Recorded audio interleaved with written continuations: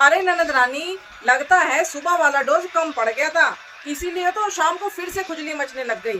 दूसरों के घरों में टांग अड़ाने से अच्छा है कि जाकर अपनी गृहस्थी संभालो। मुझे तो लगता है ना, वहां पर भी यही हाल मचा रखा होगा आपने, तभी तो इतने दिन से मैके में तंबू डाले बैठी हो। तुम हद पार कर रही हो पूनम। ननद रानी, हद तो तब पार होती है जब कोई बिना बात के घर में आग लगाने की कोशिश करता है।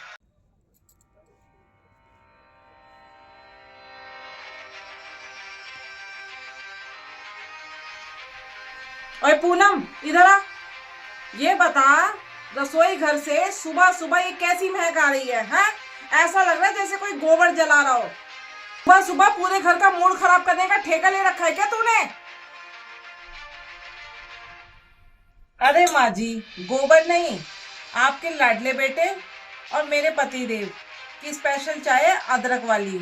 अब आपकी नजर में चाय और गोबर में फर्क ही मिट गया, तो इसमें मेरा क्या कसूर? ये तो चश्मा बदलवा दूं या किसी अच्छे डॉक्टर से मिलवा दूं?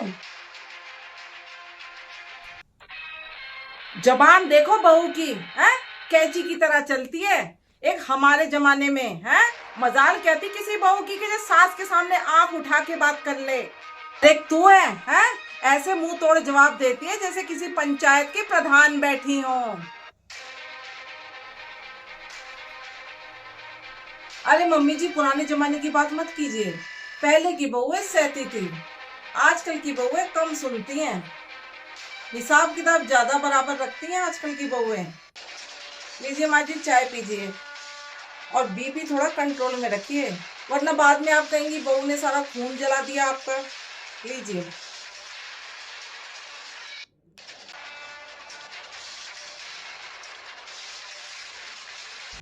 माँ, ये क्या शोर मचा रखा है आपने? माँ, क्या सुबह सुबह सर दर्द कर रखा है? भैया को रोज बाहर भेजती हो, हाँ? और फिर खुद यहाँ रोज का महाभारत शुरू कर देती हो। और भाभी, जरा ढंग से काम करना सीख लो, वरना लोग कहेंगे मैके वालों ने तमीज ही नहीं सिखाई।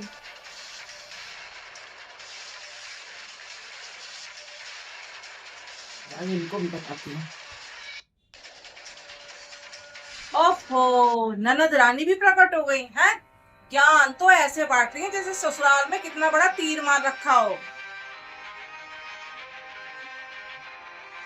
जरा मायके के फर्जों से फुर्सत मिल गई हो तो दूसरों के घरों में दखलंदाजी करना बंद करो, वरना मैंने अपनी शुरू कर दी ना, हाँ?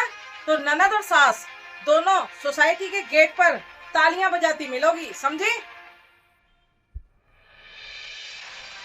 ओए, जरा तमीज से, ये मेरा मायका है, कोई धर्मशाला नहीं है कि कोई भी ऐरा गैरा आके कुछ भी बोल दे।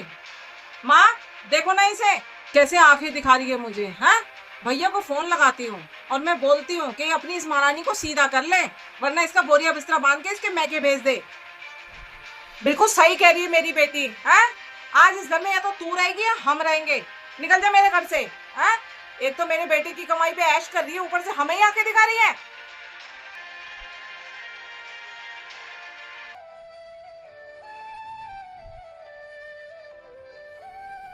भेज दीजिए मम्मी जी, मायका मेरा ही है, कोई पराया देश नहीं है।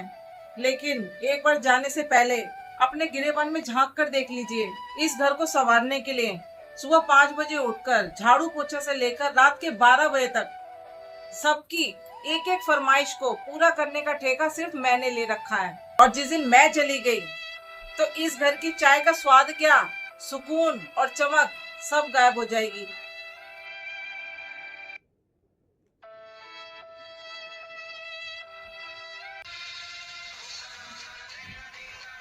और रही बात तुम्हारे भैया की, है?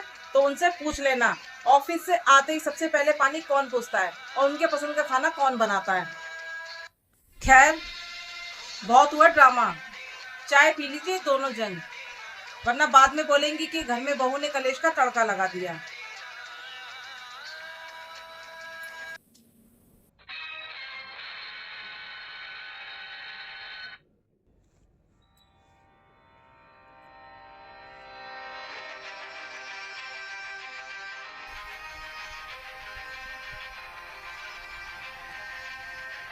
माँ, कुछ लोगों को अकल ना देर से आती है।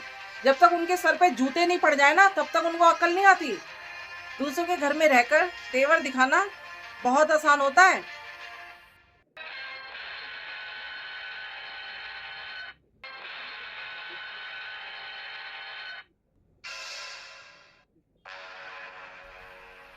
अरे ननद रानी, लगता है सुबह वाला डोज कम पड़ गया था, इसीलिए तो शाम को फिर से खुजली मचने लग गई।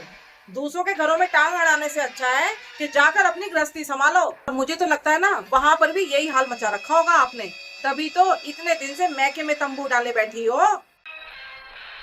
तुम हद पार कर रही हो पूनम।